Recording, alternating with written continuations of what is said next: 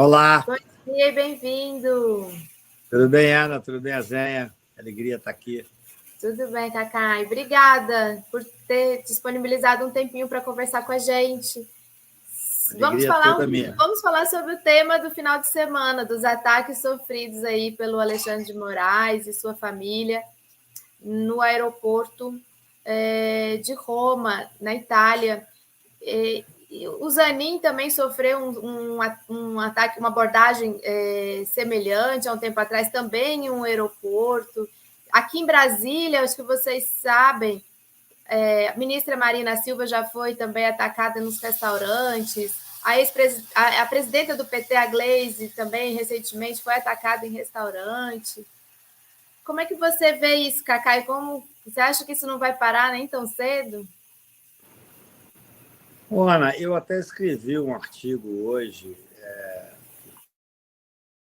eu estou em Paris agora, sobre a gravidade dessa situação, né? Na verdade, o que a gente tem visto é que essa violência e esse ódio que foi alimentado pelo bolsonarismo, ele leva a essas situações extremas. Veja bem, o PT, muitas vezes, eu não sou petista, eu sou um cara de esquerda, mas não tenho filiação partidária. O PT, muitas vezes, levava um certo avanço assim nas relações que não era o ideal, mas nunca houve uma questão posta de forma deliberada como representação de um grupo. O bolsonarismo, ele representa a violência, ele representa a hipótese de tentar romper. Ele nem muito sabe o que está fazendo, na grande maioria, né? São pessoas despreparadas, incultas, tanto é que a primeira ofensa, entre aspas, que fizeram ao ministro Alexandre é chamá-lo de comunista. É uma piada, né? É histórica, assim, tudo que o Alexandre não é comunista.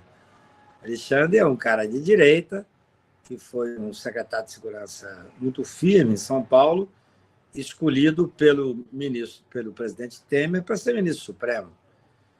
Então, o comunismo é uma ofensa na visão desses radicais absolutamente incultos, banais. São pessoas completamente sem fundamento. O que é perigoso, Ana e a Zenha? Muito feliz de ver a Zenha aqui. Sou um admirador do que ele escreve. O que nós vemos hoje, infelizmente?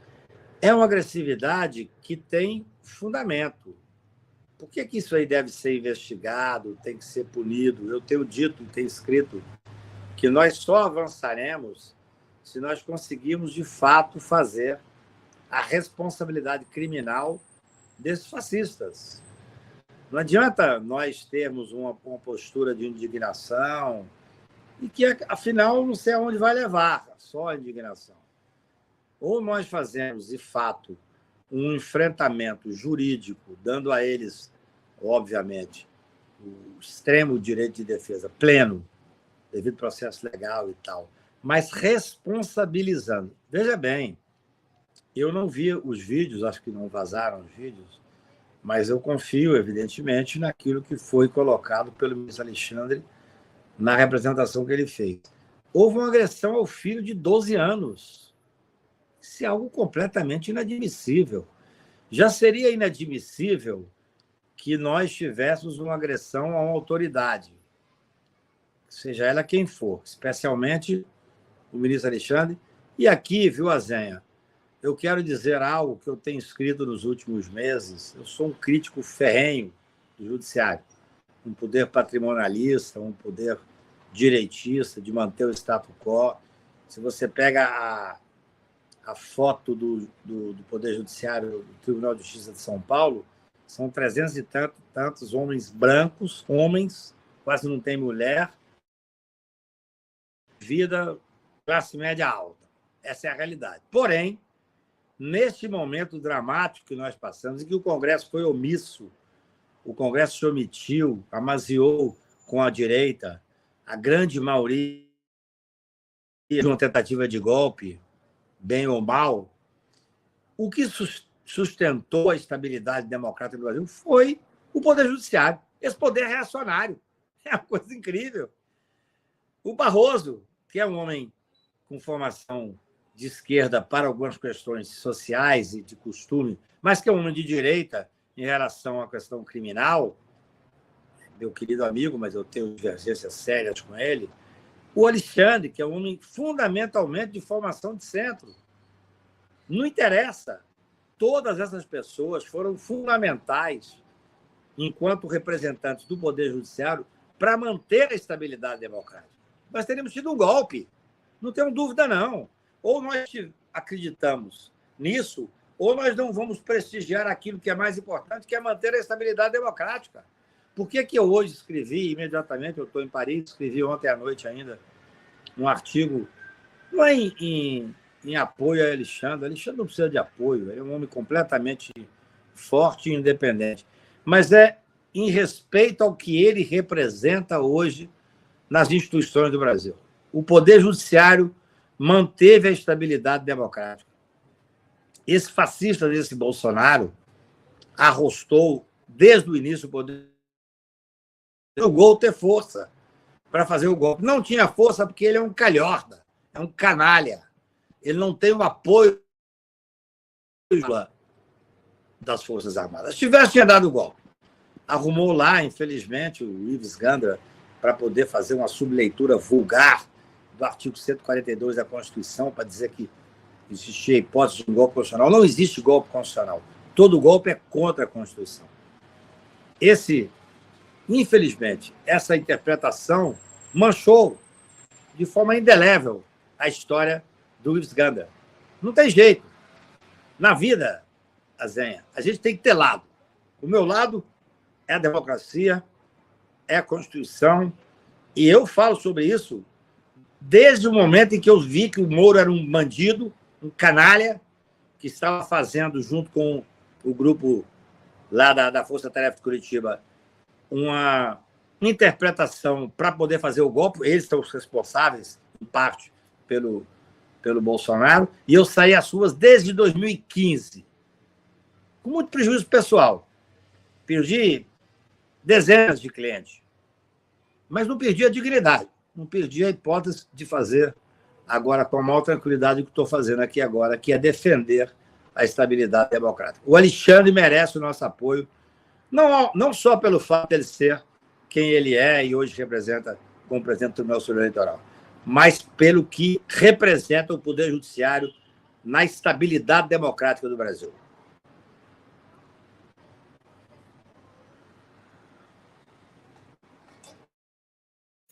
Luiz, só antes de você fazer a pergunta para o Cacá, eu quero citar para a nossa audiência que tem um artigo hoje na Fórum do Cacá, né, esse que ele citou, que escreveu ontem à noite em Paris, e vou citar aqui um trechinho desse artigo, o Gui e a nossa equipe vão colocar também no chat para quem quiser acessar, e depois o Azenha prossegue. E o Cacá diz assim: comunista, esse é o xingamento principal dessa corte ignorante bolsonarista. Por não conhecerem nada de história, chamam o ministro Alexandre de Moraes de comunista.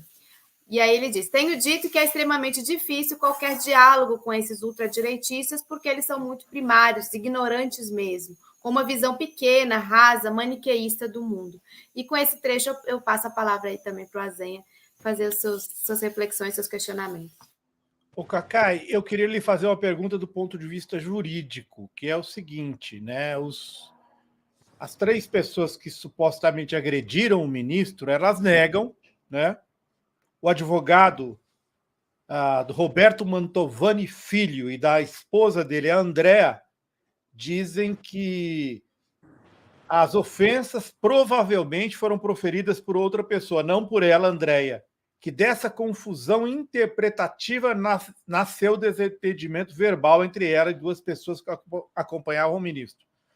O terceiro envolvido, o corretor Alex Zanata Binhoto, os 3 são de Santa Bárbara do Oeste, interior de São Paulo, onde o Bolsonaro teve 66,34% dos votos no segundo turno. E aí a frase bandido comunista e comprado, que seria a primeira dirigida ao Alexandre de Moraes, a André diz que não. Cacá, eles dizem que não, o ministro diz que sim, a polícia da Itália disse que vai colaborar com as investigações. Você acha que os vídeos, que obviamente certamente existem, podem contribuir? E a questão da territorialidade das ofensas terem sido feitas em Roma impede que eles sejam punidos no Brasil, Cacai? Azem, em primeiro lugar, eu hoje falei com algumas pessoas em Roma. Eu estou em Paris, mas eu tenho meus contatos também em Roma. Eu acho que serão logo disponibilizados os vídeos do aeroporto. Eu sou muito cauteloso, eu sou advogado criminal. O advogado trabalha com fato. Mas eu tenho um fato que eu trabalho, que é a representação do ministro Alexandre. Eu tenho 100% de confiança na palavra do ministro Alexandre. Ele jamais fidedigna que não fosse coerente com a realidade. Esse é o primeiro ponto. Segundo, que essa história de que maldosamente esse cidadão diz, não, apenas nós refutamos a reação de um menor, que seria, em tese, o filho do ministro Alexandre. Ora, bolas, veja, nós temos que ter um acesso à realidade.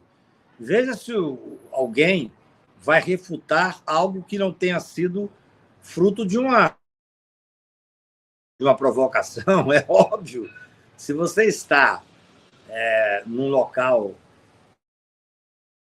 tem o direito de reagir. O direito de reagir. Então, se o filho foi provocado, eu não conheço o vídeo, mas conversei hoje com pessoas da Itália que vão disponibilizar esses vídeos. E mais, é óbvio que se houve uma reação, a reação significa o que, Zé? A gente tem, pelo menos, experiência na vida. Não é possível crer que um Zé Mané, desse cara lá do interior, que é um direitista bolsonarista, fosse provocado por alguém da família do Alexandre. É óbvio que não. Se ele reagiu, ou ele, ou o filho, eu não sei, vamos ver o vídeo, é um direito reação. É um direito. Eu, desde 2015, cruzo o Brasil realmente num enfrentamento dessa direita. Eu nunca fui admoestado. Parte, penso eu, por causa da minha personalidade. Porque eu reagiria. Eu reagiria. E tem que reagir. Reagir é um direito do cidadão. Ora, bolas. Então, eu quero ter a tranquilidade de esperar isso. Mas eu não tenho nenhuma dúvida que eu confio 100% naquilo que está dito na representação do ministro Alexandre. E, além disso, na experiência óbvia que alguém reage a uma ofensa, é porque foi ofendido, ora bolas. E tem um detalhe, né? Nós temos que começar no Brasil, claro, a tentativa é fazer com que não haja mais agressão. Mas nós temos que nos posicionar. Não é possível que esses fascistas, que esses canalhas, continuem podendo fazer em qualquer lugar aos nossos ministros, representantes do Poder Judiciário, que salvaram o país e a instituição democrática do Brasil. Então, eu quero me solidarizar. Eu escrevi esse artigo ontem, muito em solidariedade a essa agressão, porque é muito diferente quando você tem uma agressão. Eu tenho amigos do Supremo Tribunal Federal que foram agredidos mais de uma vez, que é chato, que eu falo com eles e tal. Agora tem a família, tem uma criança de 12 anos, isso tem que parar. Nós, cidadãos brasileiros, com formação humanista, nós temos que nos indignar, nós temos o direito de reagir. Temos o direito de reagir. Não é possível que esses calhordas continuem a poder ocupar os espaços que estão ocupando. Por isso é que eu digo o seguinte, já disse mais de uma vez, já escrevi isso várias vezes. Nós erramos lá quando, após o golpe militar, nós não punimos os militares que mataram, que torturaram. Nós fizemos uma anistia que foi absolutamente errada, do meu ponto de vista, propiciou que o Brasil virasse essa coisa meio fluida que hoje é. Tivéssemos punido esse bandido desse Bolsonaro, quando ele foi votar o impeachment da Dilma e disse a homenagem aquele que torturou a Dilma, o brilhante Ustra, ele teria que ser cassado. A Câmara é absolutamente dependente de um grupo que vive desse bolsonarismo, que vive da direita e que vive de favores. Se tivéssemos cassado, primeiro, se tivéssemos feito lá atrás a punição, esse Bolsonaro não estaria na história do Brasil. Continuou um calhorda, um bandido. Ele assumiu, ele votou falando do brilhante Ustra. Olha que coisa grave. Olha que coisa grave. E se elegeu o presidente do Brasil. Então, agora, nós não podemos errar. Nós temos que ter a seriedade de fazer um enfrentamento com a história do Brasil. Muito. Tem lá 800 pessoas presas do golpe de 8 de janeiro. Vão ter que ser punidas e condenadas. Mas eu quero ver a condenação dos militares que fizeram essa possibilidade, dos que efetivamente contribuíram, porque senão o Brasil não é passado a limpo, Zé. Não adianta. Não adianta.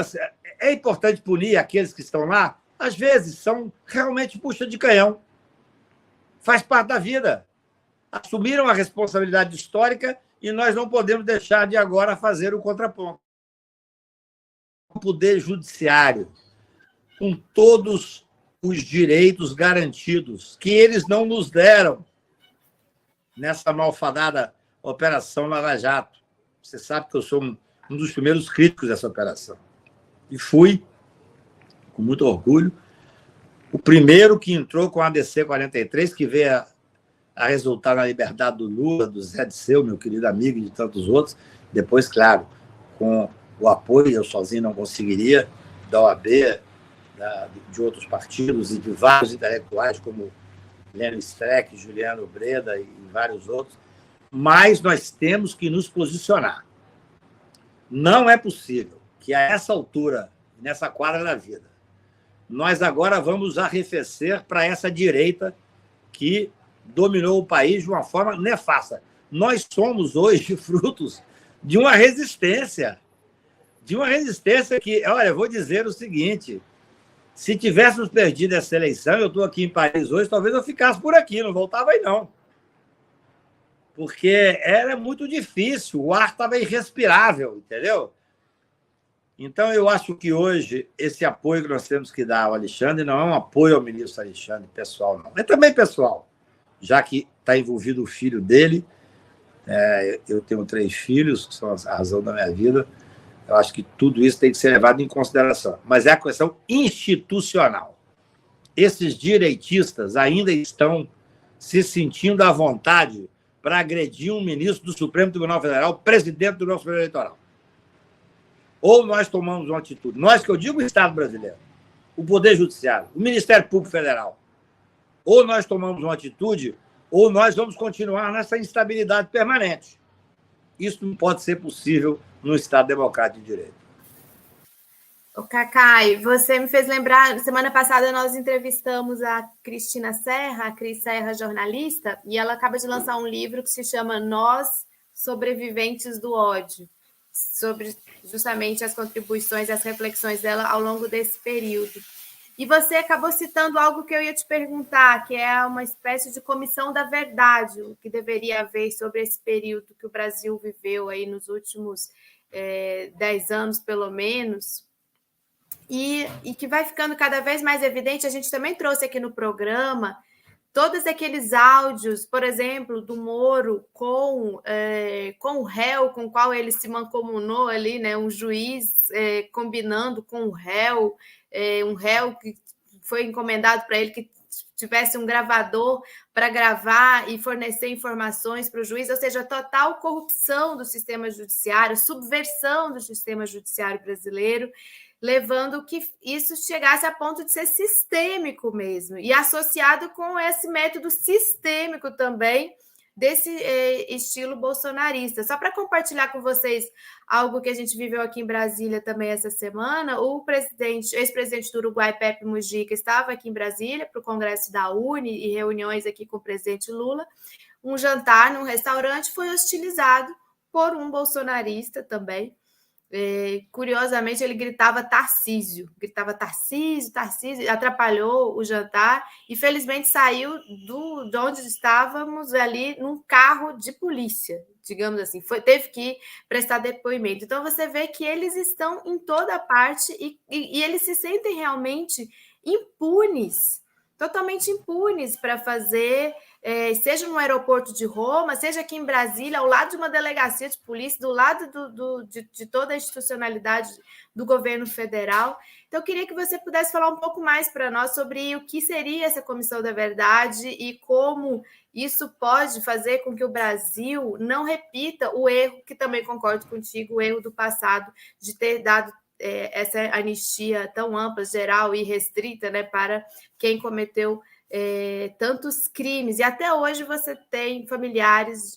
de mortos e desaparecidos daquela época com extrema dificuldade para que os processos andem no sentido de reparação histórica também com relação a aquelas pessoas que perderam suas vidas no enfrentamento à ditadura militar. Olha, eu não sabia desse episódio com o Mujica, eu até quero registrar uma coisa aqui. Eu fiquei super chateado, que eu estava agora na Arábia Saudita, fui trabalhar lá e recebi um telefonema do Orlando, meu querido deputado, o último PCdoB do Brasil, dizendo que queria fazer um jantar na minha casa com o Mujica. Eu fiquei tristíssimo, porque não dava tempo de eu voltar, porque eu adoraria ter recebido o Mujica e ele não teria sofrido essa indelicadeza. Foi justamente nessa noite. Que pena. Foi pena, porque eu queria muito ter recebido, sou um admirador incrível do Mujica. Veja bem, com muita propriedade, nós temos que hoje ter uma noção exata do momento que nós passamos no Brasil. Ou nós fazemos esse enfrentamento, quer dizer, claro, tudo isso tem um lado positivo, por incrível que pareça. Veja o que eu entendo. A provocação ao Mujica, que é, evidentemente, um intelectual de primeira linha e um cara que nós admiramos, nós humanistas, no mínimo, e democratas admiramos, essa provocação ao Alexandre em Roma, que extrapola, inclusive, a questão institucional, porque agride a um filho, agride a uma criança, tudo isso tem um lado, imagino eu, que é um lado que é possível levar a uma reflexão maior do povo brasileiro. O brasileiro não é aquele... O brasileiro, ele se revelou reacionário, boa parte dele mais do que reacionário, de direita, e boa parte de ultradireita. A ultradireita cresceu no mundo. Eu estou em Paris. Nós temos aqui hoje um movimento de ultradireita fortíssimo. Eu tenho agora a reunião em direita em Roma, absolutamente forte. Então, existe um movimento muito forte que começou, talvez, não vou dizer que começou, eu não sou historiador, mas eu estudo e leio, quando nós perdemos o rumo da história. Se você ler aquele livro, você vai ver que aquilo foi feito de uma forma sistemática nos Estados Unidos, na Itália, no Brasil, onde a propagação da não política é como se a política fosse desimportante exatamente para fazer política, a política de direita. Então, nós perdemos esse rumo da história. O PT perdeu, nem vou dizer o PT especialmente perdeu. Então, hoje nós temos que resgatar um trabalho humanista que só o Lula poderia ter feito. Nós estamos vivendo, Ana e a Zéia. Quando, no dia 12 de dezembro, Lula foi receber lá o TSE ser empossado e tal... Diplomado, ele, né? Foi diplomado. Foi diplomado. Ele me ligou, disse, Cacá, eu uma comemoração, assim como nós fizemos no meu restaurante, à época, Piantella, em 2003, ele brincou, deu sorte e tal, nós fizemos uma comemoração lá em casa. O Lula fez um discurso rápido, em que ele falou uma coisa muito interessante. Ele disse, olha, lá em casa, no dia 12 de dezembro, ele disse, olha, eu não era para ser candidato, só fui candidato porque eu era o único capaz de vencer o fascismo. E é a verdade. Se nós não tivéssemos uma figura emblemática como o Lula, nós estaríamos hoje sendo tragados pelo fascista do Bolsonaro e do bolsonarismo. Ninguém... Gente, o poder do presidente num sistema presidencialista é muito forte, Zé. Ainda que às vezes simbólico.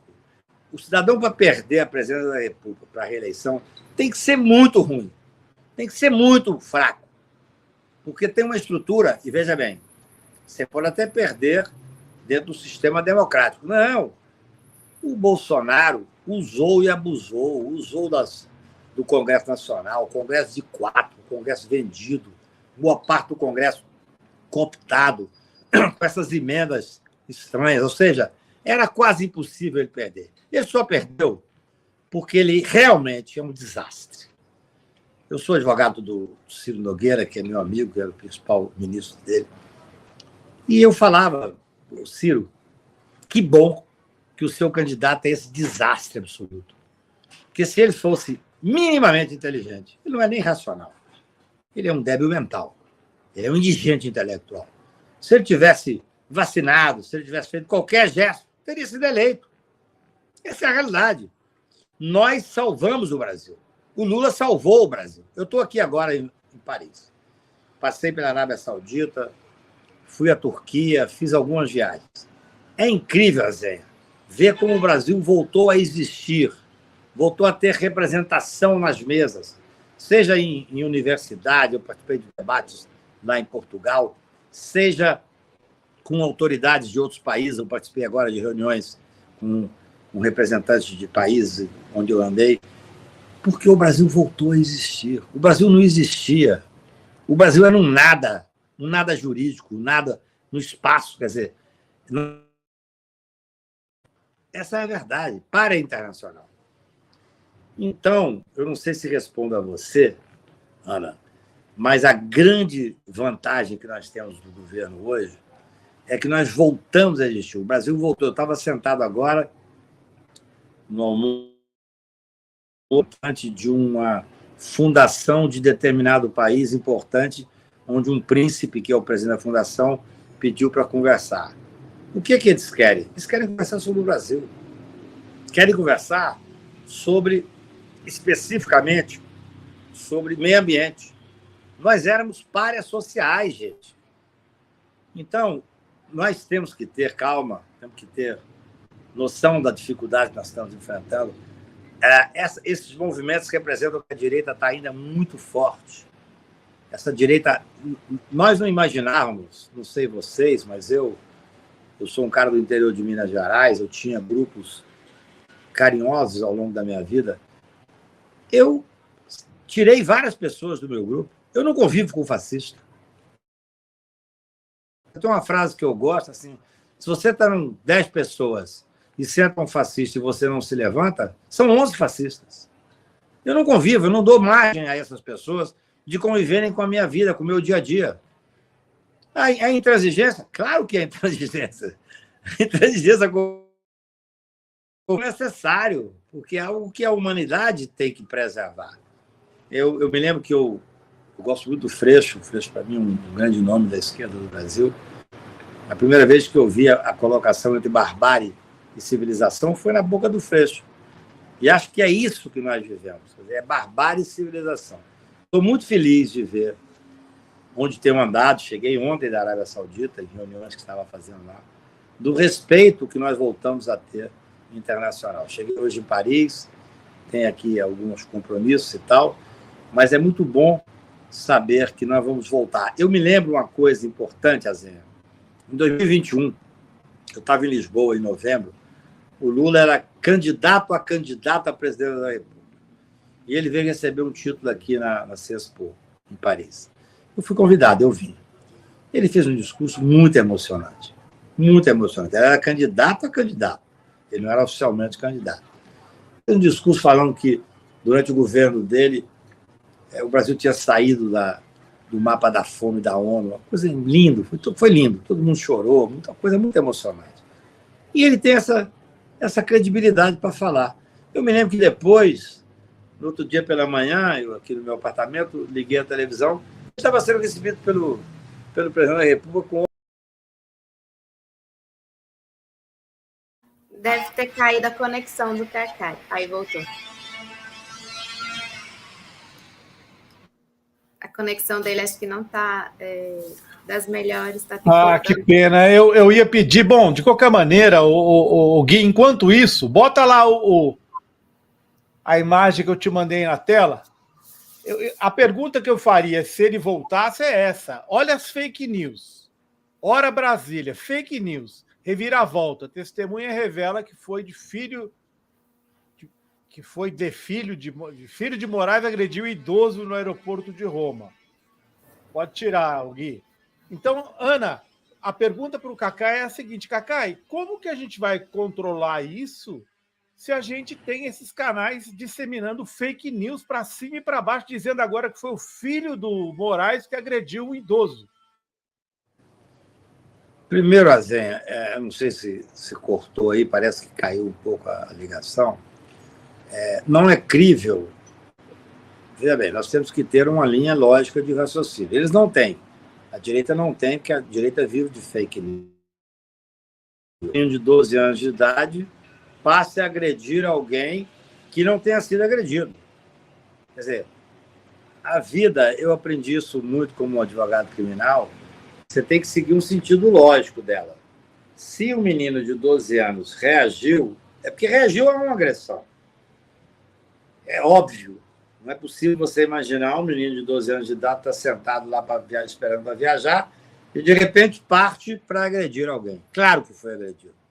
Isso é óbvio. Mas nós vamos ter a comprovação através das imagens. Agora, nós temos que pensar, e isso eu coloco, de certa forma, nesse artigo que a Ana leu aí, gentilmente, eu fico feliz no início, que nós temos um problema grave, que é o enfrentamento da mentira e das fake news. O que eu digo sempre?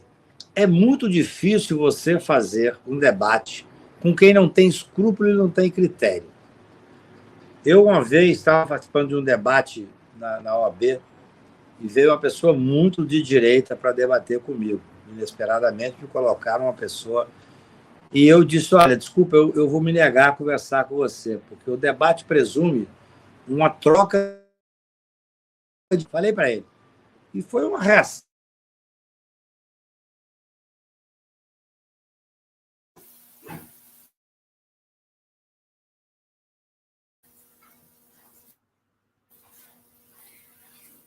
Tá caindo, Cacai, caiu um pouco sua conexão e agora a gente não te ouve.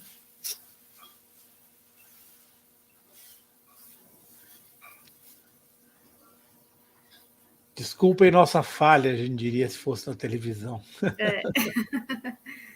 Eu acho que vai ser impossível a gente ouvir o Cacai. Acho melhor tirar, Gui. E agradecer ao Cacai pela grande entrevista que ele nos deu. Ele fez uma revelação muito bacana, Ana, daquele jantar. Eu não sabia que ele tinha oferecido um jantar ao Lula. Né? O Lula foi no dia 12, né? Revelando no dia 12, enquanto Brasília queimava, o Lula estava jantando na casa do Cacai. E eu acho que isso revela também o lado, como se diz, supersticioso do Lula. Ele se lembrou do jantar que ele tinha tido no Piantella, que foi um restaurante do Cacai, né? E aí quis fazer o jantar na casa do Cacai. E o Cacai é dono de um restaurante hoje em Brasília, né?